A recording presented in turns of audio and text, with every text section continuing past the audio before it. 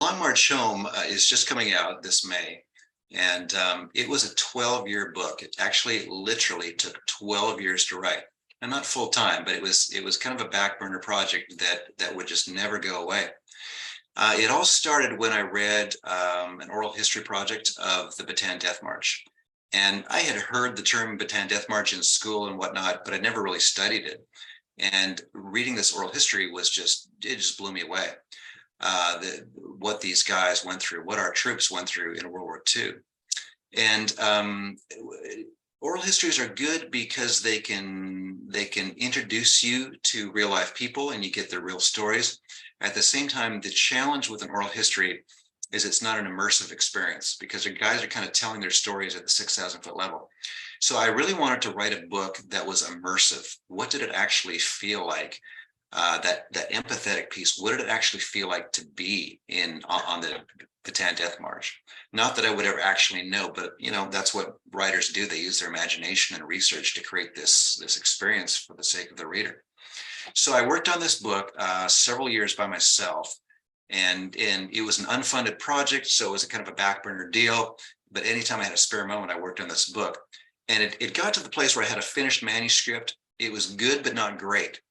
And I was talking to my agent. He's like, "Yeah, it's so bloody. The story's so bloody, and you're making a novel out of this story. More women read novels than men.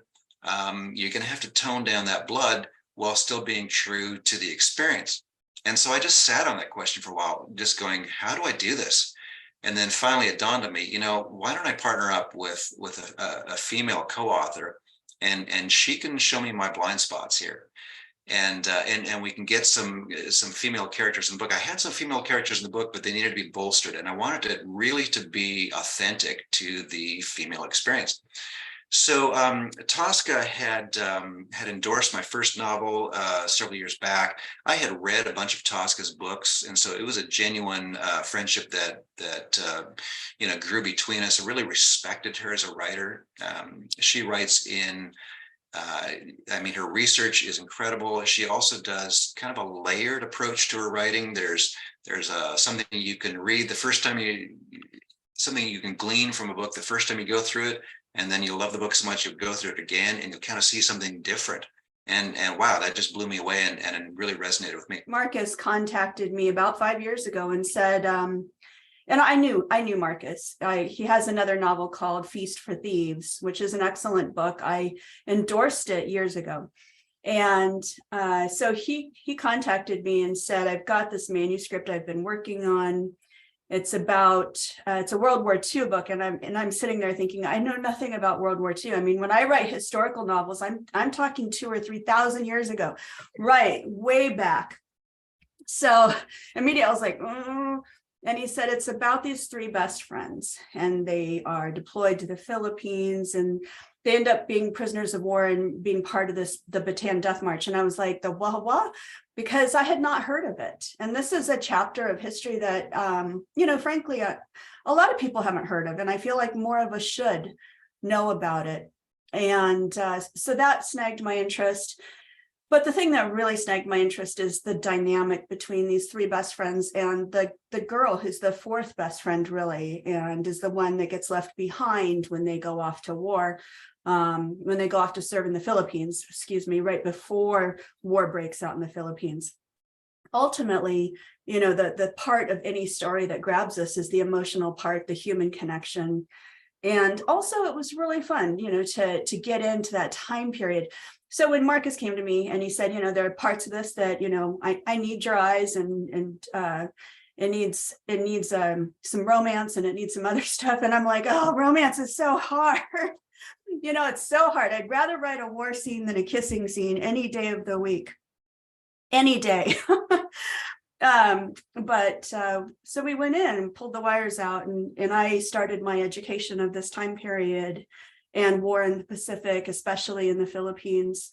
And it was quite an education, and reading the survivors' accounts is grueling. So these characters were, fairly well established already. But one thing we didn't have was more of the dynamics between them, which is what I love. also, we didn't have the backstory of how they became friends and why they became so loyal to each other, and where this romance happened between the main character, Jimmy and Claire, what was going on there. And so what developed out of the time after I came on board was not just a new front of the story, but also a new timeline. So the story goes back and forth, which is really important for a couple of reasons. It is one, it establishes the friendship when they're young, growing up in the 30s as kids. And this is, this coming out of the Depression and what life is like. And the other reason is it's nostalgic, and it takes you back to another time. And frankly, it provides a much needed respite from the war storyline, because it's just, war, death, starvation, disease, war, death, starvation, disease, over and over. And that's what it was like. So every now and then to step back into the past when these guys are kids and their problems were much simpler, and to show how they formed their friendships. It's a refreshing breath before we plunge back into the war. The Tosca started working on the book. She read the manuscript that I did. She loved it. She's like, yeah, I see how we can, we need to kind of create a different intro to the book and I'll bolster it here, here, and here. She had actually 2 different books that she had to write first, because she was in a multi-book contract with her publisher at Simon & Schuster. And so she worked on it for 5 years all told. And finally, we got to the place where it was in her voice and my voice, and then we were both going over it, doing editing drafts, getting into one consistent voice. So we solicited endorsements for that, and we're kind of blown away by the endorsements we got. I mean, it's probably, 15 or 20, just really high level, #1 New York Times bestselling authors who read it and went, oh my gosh, this is amazing. And yeah, I mean, it's, in all humility, that's the product of 12 years of really thinking through every character and situation and scene, and, good-natured debates. And, we better go research this again and make sure we've got things right. We did several. I think after I came on board, there were at least 4 rewrites involved, full bore, pull out the wire rewrites, because that also involved writing the new beginning and also writing the backstory. So, quite a bit. And then, of course, when you get ready to sell the book, I like to get a professional edit done, and we got several done before we ever sold the book from several esteemed editors. And then we sold the book, and of course you've got your 4 rounds of edits for that. But by then that thing was sparkling clean, tip-top shape, pretty much ready to go. And I'm glad that we invested all the time and the effort and the editing and the money that we did, because that's money every time you hire a professional editor. But it was so well worth it. I have an advanced copy over there, actually, and I'm looking at it thinking, I can't believe we got there. And I'm sure Marcus feels that way even more so, because it's been 12 years. It does never get old. It's always surreal.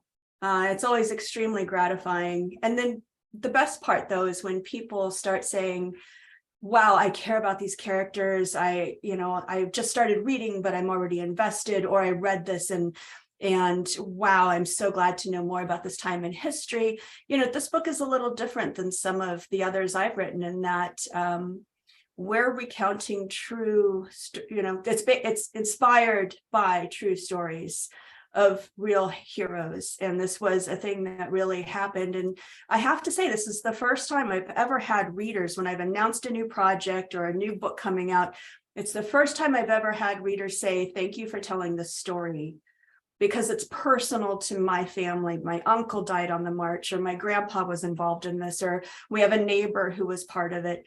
I've never had that happen before. So yeah, we're both very proud of this book, and we hope it just, really inspires and educates readers in a big way.